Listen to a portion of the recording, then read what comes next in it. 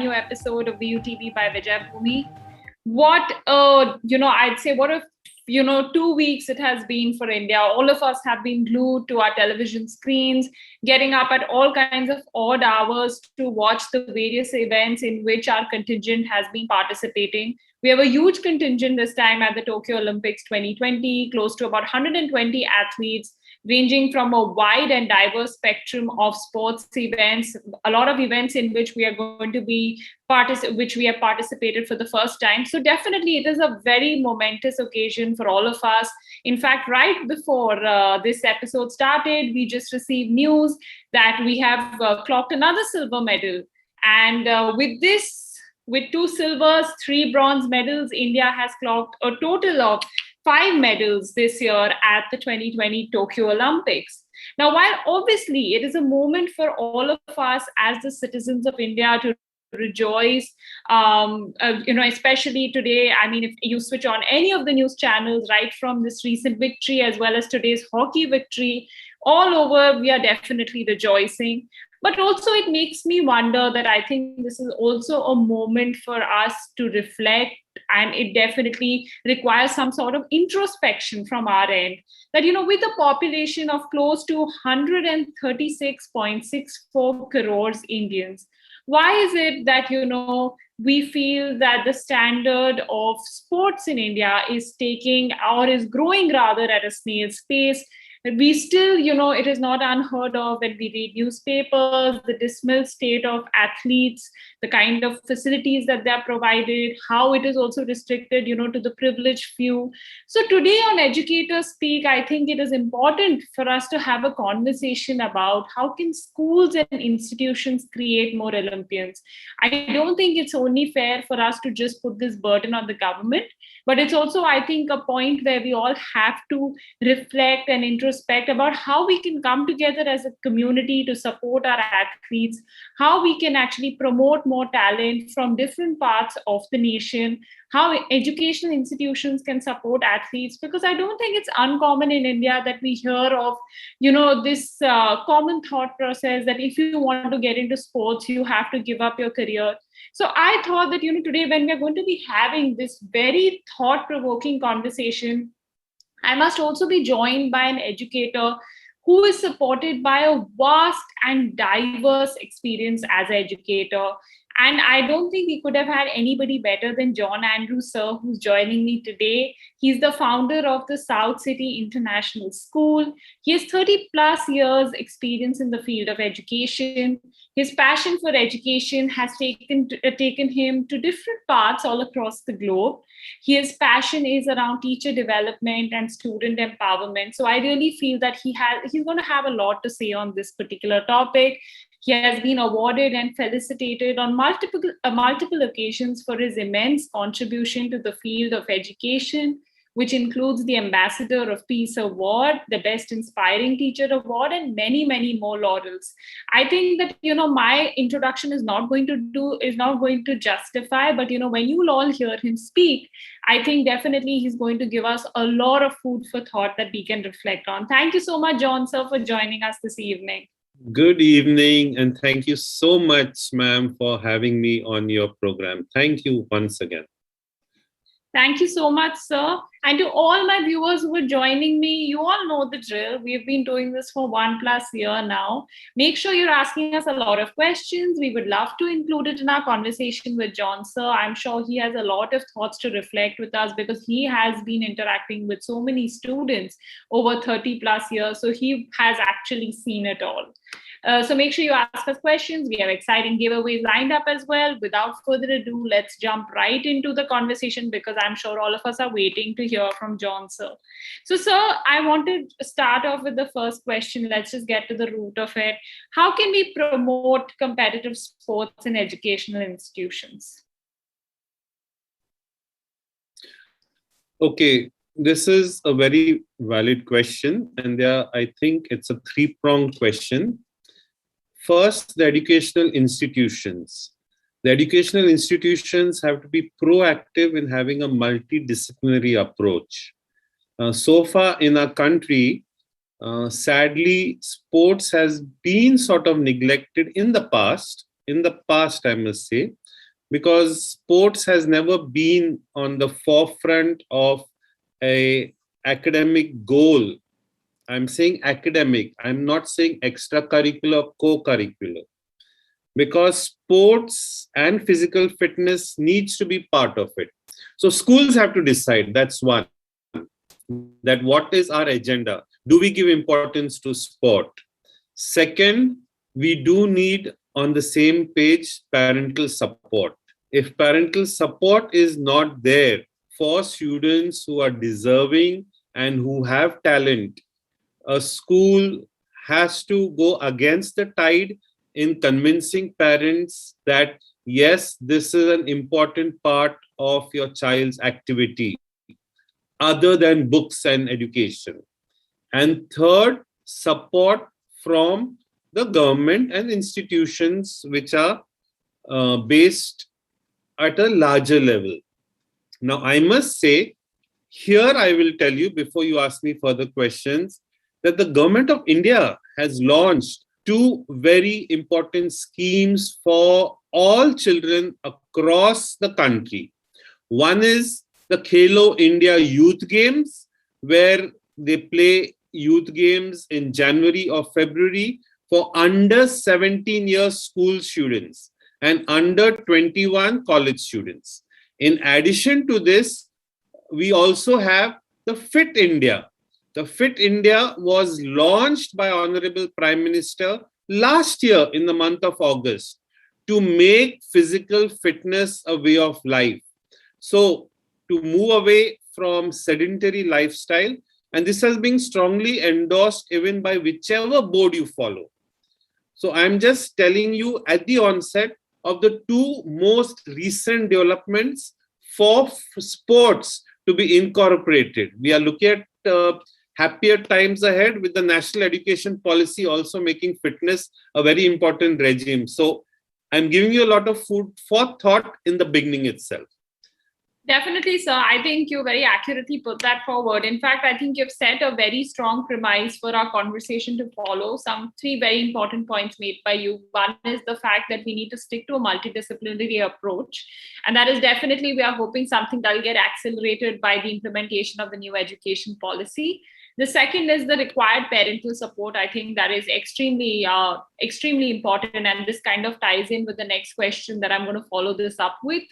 And the third is the support from government institutions. Thank you so much for pointing out the Khelo India Youth Games. I think for the people who don't know about this, I mean, this is something that you must definitely check out. So for the parents and students joining us, if you're inclined into sports and if this is what you want to do, then you must definitely check out these government initiatives that really sound promising.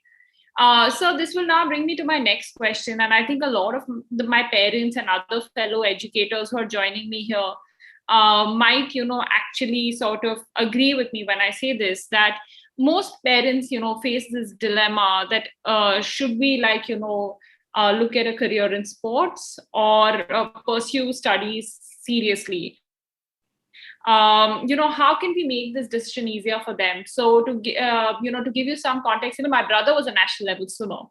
And I remember at that time, when he was in grade 10, and as that's such an important class, I remember, his coach summoning my mother and telling her that, you have to make a decision because of the kind of hours that they need to put into sport. It becomes really difficult to balance that out with, regular studies and going to school and other activities, etc.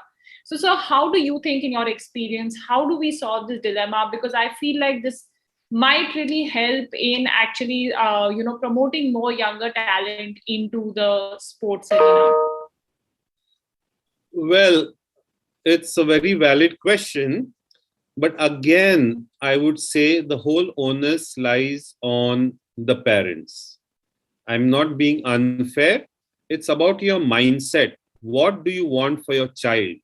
Many parents feel the child is developing well in a sport, but how much are you willing to sacrifice for the sport? And as you rightly pointed out with your brother and the coaching, when the national events happen and when you're called, whether it's a national or you have so many stages starting from the zonal, district, whatever, and if there's a clash between the dates of a sport event, and the school unit test or terminal exams, etc., would the parent be able to sacrifice the time? Now, parents will jump up and tell me, sir, but maybe schools do not. I agree. I agree, because then coming to the second point is there are two types of schools. Schools which are flexible and do allow the child to take off for a very important sport event to compete in it. If you do not compete, you don't get, whether it's roller skating or fencing or whatever sport you name it, the child has to compete at different levels and may miss out on examinations. Now, if a school does not allow the child to miss out on examination and the child is marked 0, then the parent has no choice but to comply with the school rules. And there may be other schools, a school such as ours, you can clearly ask parents, we've always been flexible. Yes, you have a sporting event, it's an important, valid event. Examinations can always be taken later. But when it comes to a national level board exam, whichever the board, would the parent be willing for the child to take a drop year? A gap year or a drop year has not been very, it's not been favorable. It's not a point which, as it's in the US, it's not something that Indian parents look forward to, especially when the child is in lower classes. But in 10th or 12th, you are excellent in any game, squash or tennis or cricket, and you have matches around the same time, national level or even international. Then what do? Do you appear for the exam, which you may lose a year if you don't appear, or do you go for training? Are you able to do science? Do you want to do medicine, which will give you a basic career? Everyone looks at what is your profession to fall back on. Okay, you do your sport, you go for your club practice, whatever you need to do, but you need to have a job. And the point is, I don't think anyone is at fault here, because in our country, as you rightly pointed out in the beginning, we are a population of millions, and there's so much of competition for everything. So if you don't have a strong academic background, and I'm talking by and large, not just of the low income group, I'm talking of the middle income group, the middle class people who are salaried and not into business or whatever, you can pursue your sport, but do you have a career? What would be your career? What is the uncertain? I mean, there's a great deal of uncertainty when you're pursuing something, because for selection, we've seen so many of these biographical films of our cricket players. Selection becomes so tough. How do the selectors know whom to get? How do you reach that level? Fine, we now know so many poverty stories of our sports people, right from the first football, no shoes to wear, right till today. Our sports people are still in the same bracket. They don't get that opportunity. But there are lots of factors in this. And I think it's mainly to do with the population. There are schemes. Does it reach the right amount of people? And it's also to do with the mindset. So one, I feel, in my personal opinion, it's population and numbers and awareness of schemes that are there. And second is the mindset of the academic community and the parents who feel that we will not secure children. They do know that if you are going through a sports quota, you may get a job in LIC and different other central government firm, but yet that uncertainty is there, which you have to finish your 10th or 12th and then you look at sport. So these are things that need to be looked at.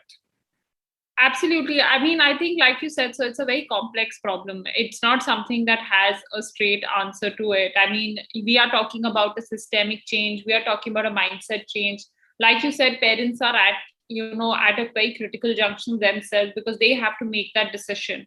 Because obviously their children are not old enough to take the decision, keeping all factors and angles in mind. But parents have to be able to gauge that what is the passion, what is the interest of the child, and then sort of take a decision as to, whether for them to aggressively pursue a career in sports is the right decision or not.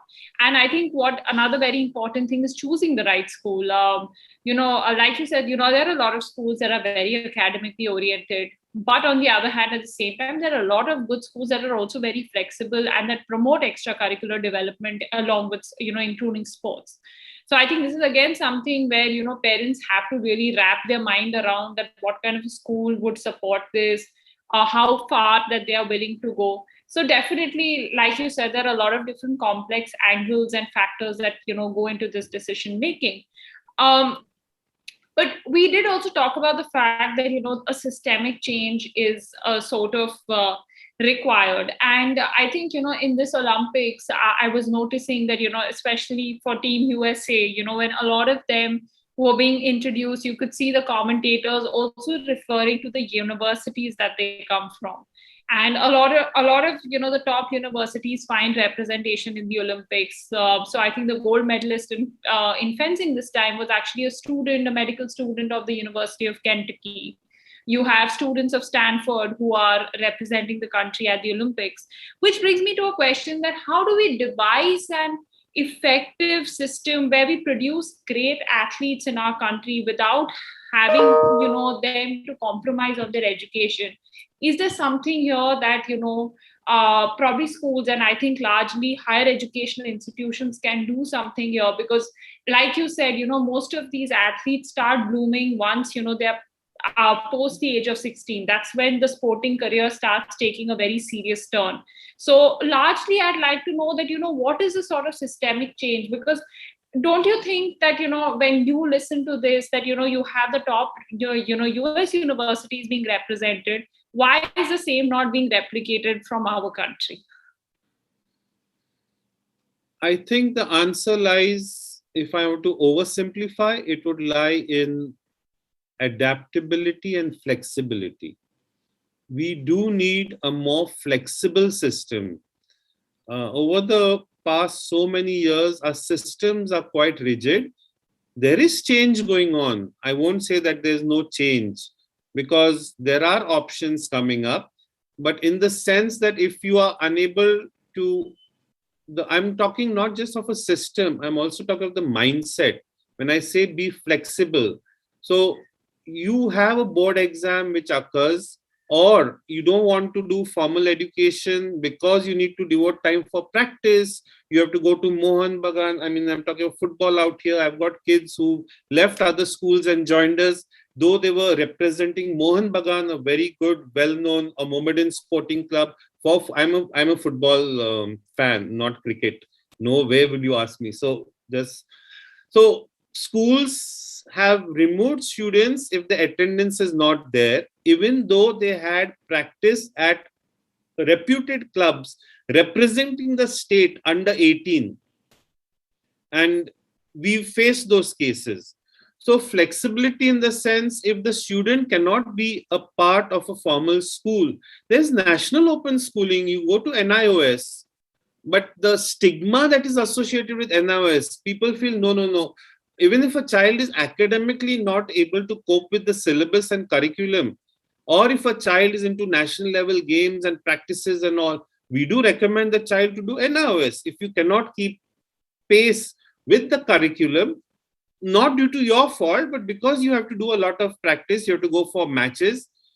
But parents and society feels NIOS is at the bottom level. So universities, they say college admission will get tough if we are showing NIOS. So it's all about acceptance. The cutoffs are so high. I mean, 99, 100, we know all the top universities in the country.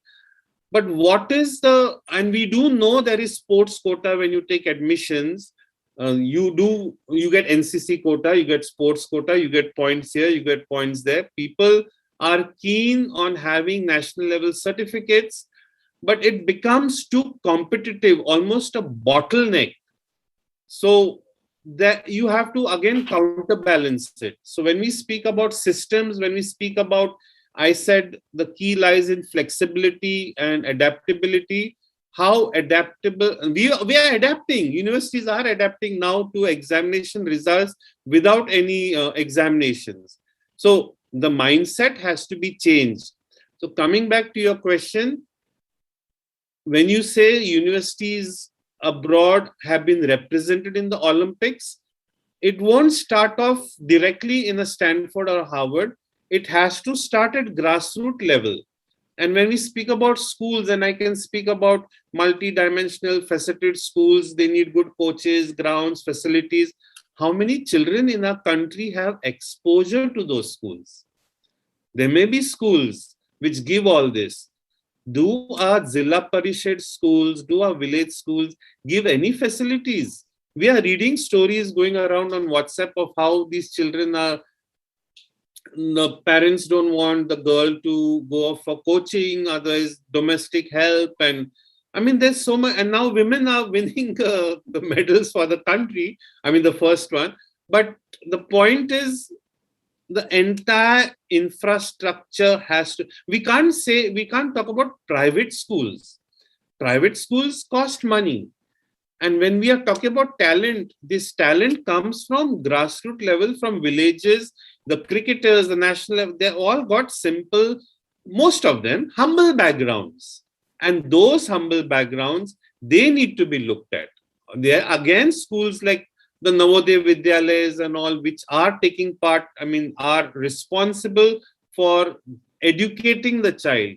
But my concern is when we hear these stories of these athletes and these medal winners who have reached the Olympics, they had a tough life. They had a lot of struggle.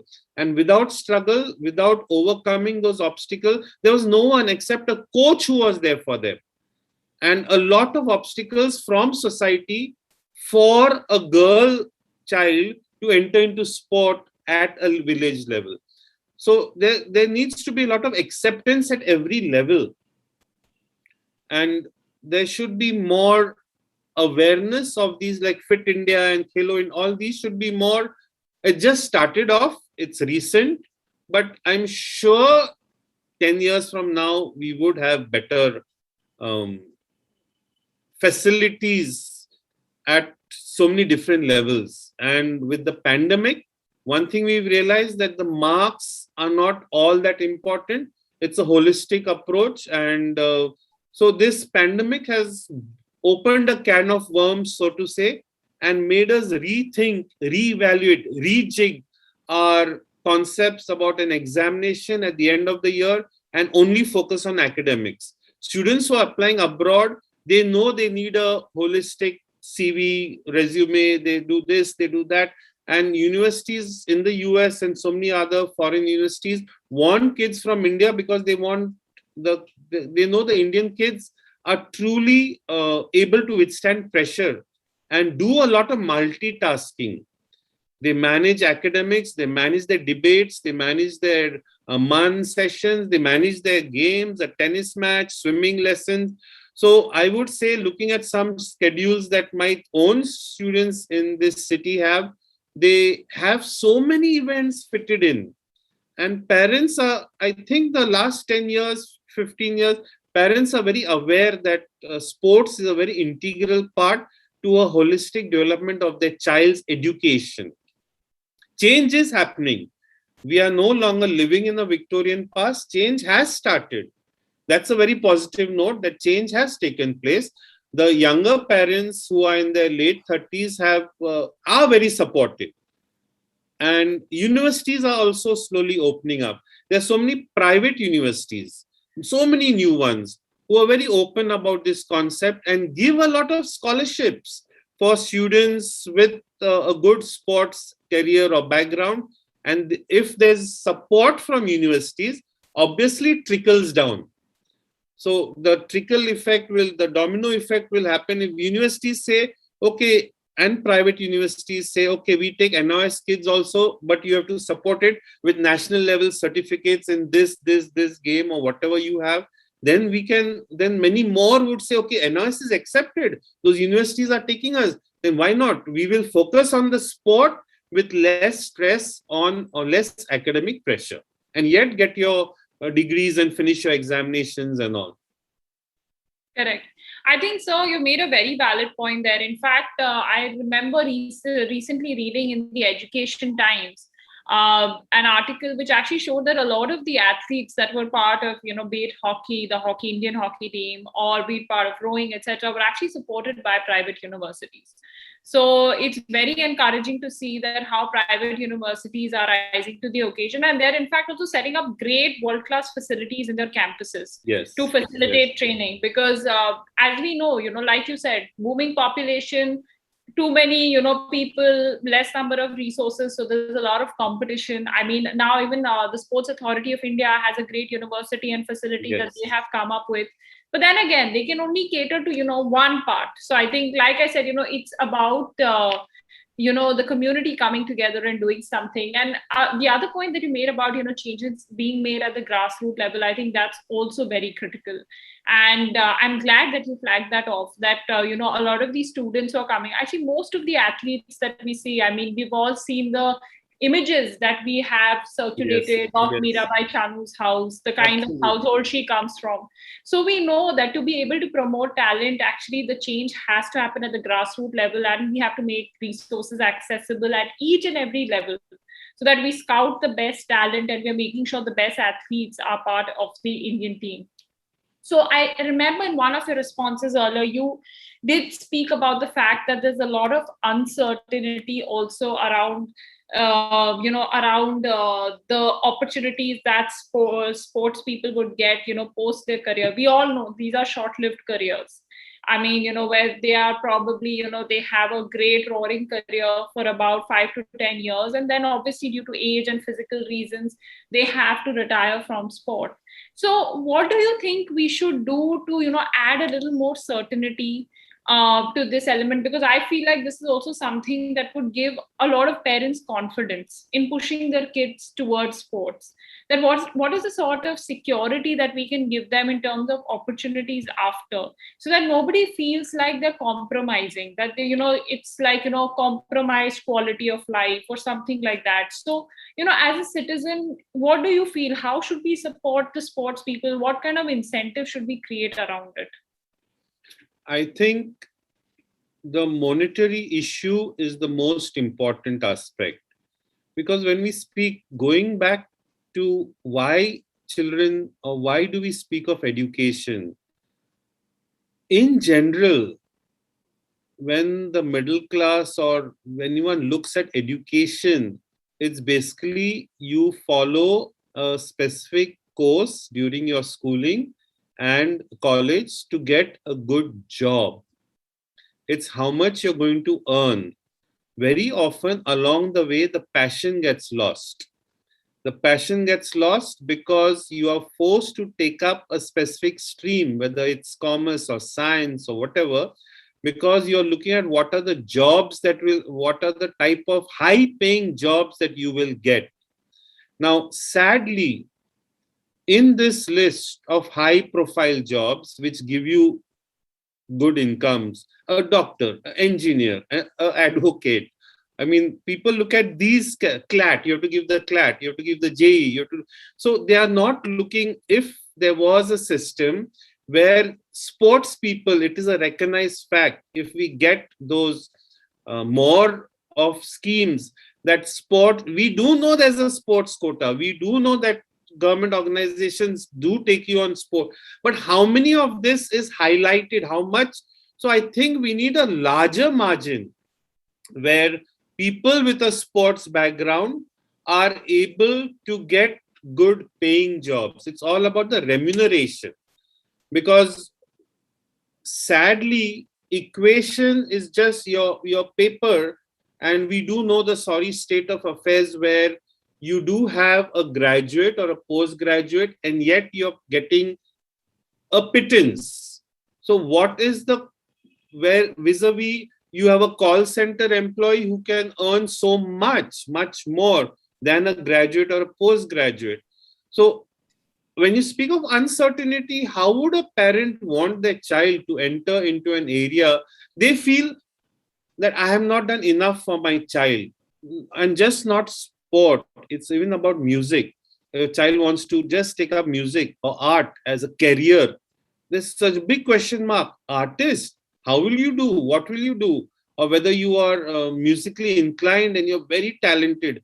How many parents would be able to send their child abroad to Vienna, School of Music, or whatever like that? I mean, even for hospitality for that matter. Why I'm bringing these in? Because these career choices are now slowly becoming mainstream. Like hospitality was never heard of as a good career choice, but past 10 years, 15 years, it's changed. I mean, I'll be on a personal level. When I told my father that I want to join catering, and in Bombay, we had the Thangama Philip was the principal, the catering college at Mumbai Dadar. And the first thing I got was, you want to be a bawarchi? And this was years ago when my father put his foot down and we couldn't even say anything. And I think, so what I'm coming to is, if these careers are now slowly making inroads into school and 12 side choices, then obviously sports will not be lacking behind. I'm being optimistic. I'm seeing the cup as half full. And I feel that as these unconventional career choices are coming up and being more accepted, sports will lose its uncertainty. And I hope that things will now improve due to a lot of awareness with the internet and our social media. So we are more aware than what we were a decade ago. And the country is rapidly progressing in certain areas. The mindset is changing. We call ourselves, I mean, all minds one, global village, everyone is interconnected. So I had been to China and a couple of times, and I visited schools in China, and they have 10,000, 12,000 kids. But the point that we noticed is every child undergoes in this huge, and the infrastructures for government schools, the amount of military precision in kids as young as 3 to 4 years old, and one whistle and you have 4,000 kids all synchronized like robots. It was all, so we have not yet reached that level of perfection with respect to our physical performance. I'm sure we'll get there. We will do that. So, and those are government schools, those are not private schools. So there is a big difference. There's a disparity, but I'm sure with what we have, we are trying our best. The country is doing its best with private versus vis-a-vis the grassroots level rural schools, villages, which need to be looked at more seriously. I think some very imperative points, so you made that. I think the point about, larger margin in terms of monetary benefits being given to athletes, I think that's really one of the key elements that would actually help reduce the uncertainty. And a very good observation that, now with the wider choice of career options that are available to students and that getting more acceptance, definitely, I think it will also lead to more acceptance in the parent community, even about students who are wanting to take competitive sports as a career. Another thing that, I think probably one thing that my observation was, and I would, again, something to reflect on for our viewers, is the fact that, if we can have the private sector, like, actually come together to actually support a lot of these athletes. We do see that happening right now. A lot of the athletes that are part of the contingent this time are actually supported by JSW. So actually, if JSW can have a long-term plan, because I know they're setting up the Inspire Institute of Sports, where they're looking to train future Olympians. And what better coaches that you can have than, these sports people who have actually represented the country on a world stage. And like you said, this is their passion. So if we can remunerate them adequately, we can actually ensure that we can put their passion to good use on a long-term basis. And I think that is what is going to, fuel more talent into this stream. I mean, we'll have more Pulela, Gopichand academies that are going to be set up if we are able to direct the right kind of resources. Now, I see we're running out of time, but definitely I have to ask you this one last closing question. Because, I have a lot of school educators who are joining me here, and I think they are really going to benefit from your experience here. that how can we at our level at schools, how can we incentivize sports so that we have more students who are looking at this actively? How do we work with the parent community so that we make them more open to that idea? So at a school level, at an individual school level, what are the little steps that we can take? Okay, first, there are lots of little steps that one can do. Obviously, we can do a lot, and every step counts.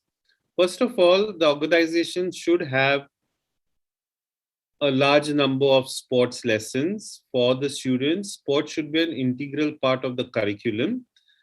Usually, when the curriculum transaction is being done, maybe one sports lesson a week or once in a fortnight, a sports day which doesn't happen in 2 years so sport should be given equal importance. And when we speak about sport, it's not just 100 kids going and playing, just running around.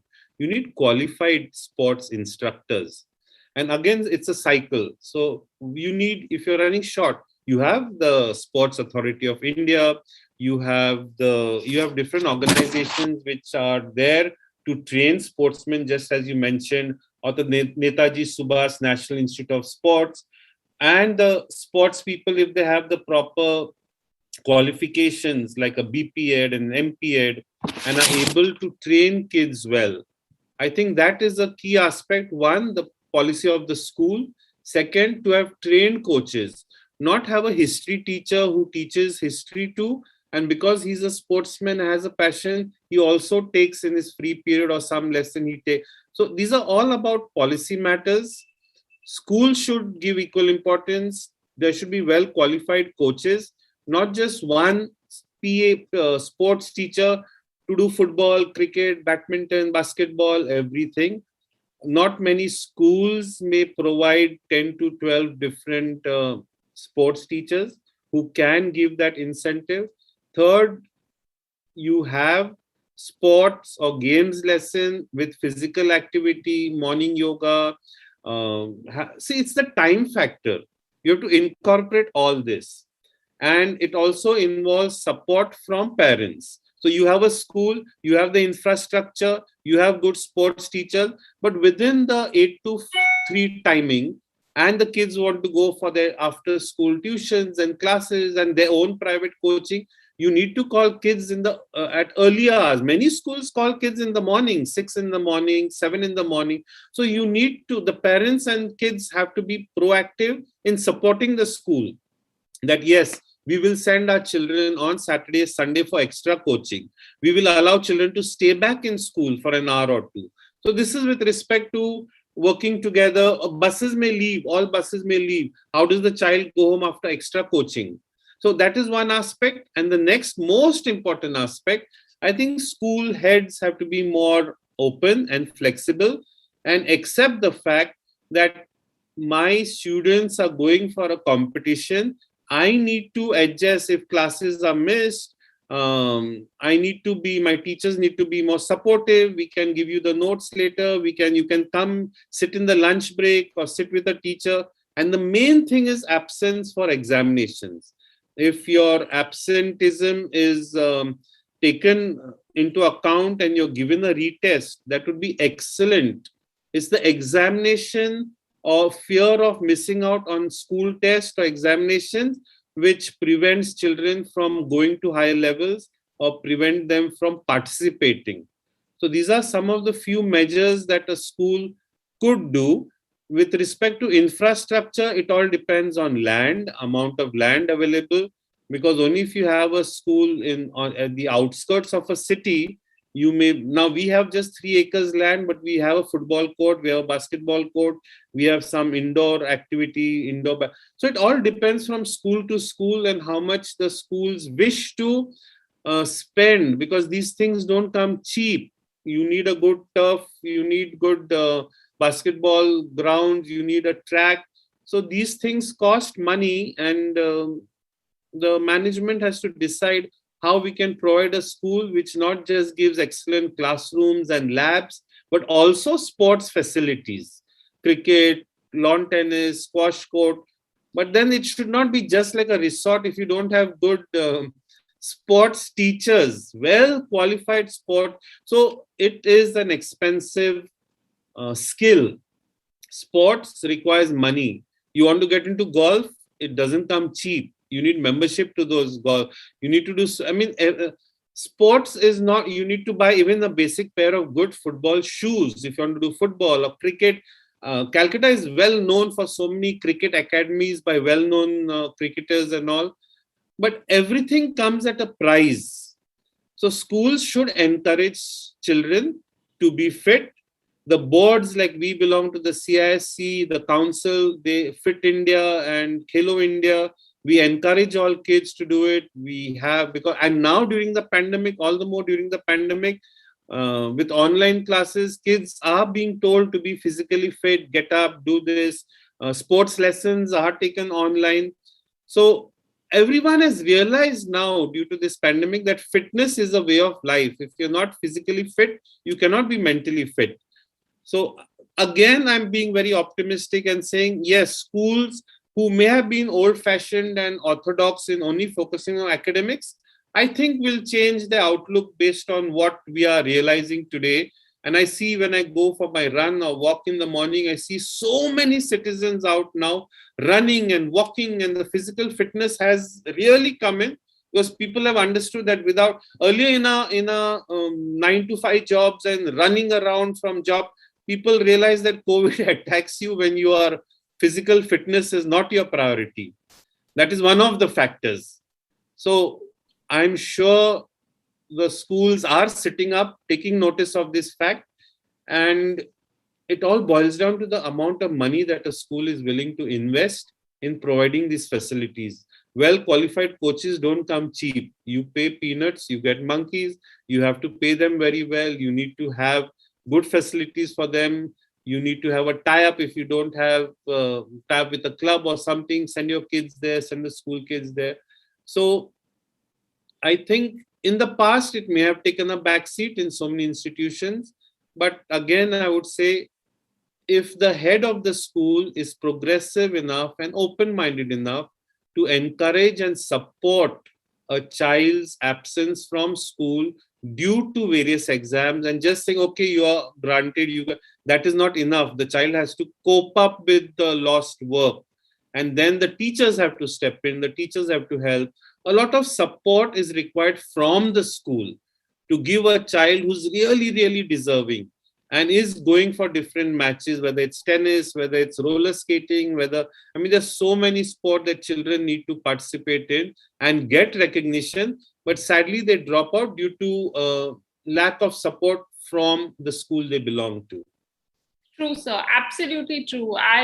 I think, some very important points I think we have discussed today. And I think, this is really something that what you've pointed out are things that we can actually do at a school levels. Why rely on somebody else if we all make our little steps in our institutions itself? One is to make sports an integral part of our curriculum. And you're absolutely right that the pandemic has made us realize that how health and fitness has to be a big part of our lifestyle. Well qualified coaches, again, very important. And I think, again, what previous question we were talking about, that if we create more employment and good job opportunities for them, then definitely it would be such an asset to these schools to have these national level and international level sports people who can actually pursue their passion within our institutions. Facilities, again, very important. I think like in a lot of cities in India right now, we are facing a space crunch, so it's not possible for us to have expansive fields. But I think something that we can definitely do is collaborate. Why not collaborate with sports clubs where the facilities are available, and we can actually have this is a part of our timetable where we can take them on the students on fixed designated hours to the sport clubs where they can use different facilities, also avail the coaching of the coaches who are available there. I mean, there's so much that one can do with collaborating and just looking within our neighborhood. And I think again, about school management and the school administrators being open and flexible, I think that is the first step in this direction. Only once we are open to the idea of actually making sports an integral part of our curriculum and supporting our students who want to make a career in this field, I think it's only then that actually we would see some tangible change in terms of the system that we have and the mindset that we have towards sports. I think it's been an incredible conversation today, speaking on this topic with you. There's so much that has flowed in this conversation. And I really hope that everybody who's joined us today really benefits from this conversation and takes back some important takeaways to implement at their own level. You can be a parent, you can be a student, you can be a school teacher or a school administrator. There's so much that we have discussed today that we can do at each of our levels. So here's hoping that in this Olympics, we win more medals. And in the coming Olympics of 2024 at Paris, I hope that, this is a good lesson for all of us and we are better prepared and we better support our athletes in the next set of Olympics. Thank you so much, John, sir. It's always such a pleasure to converse with you. Thank you very much for taking out the time and being with us this evening.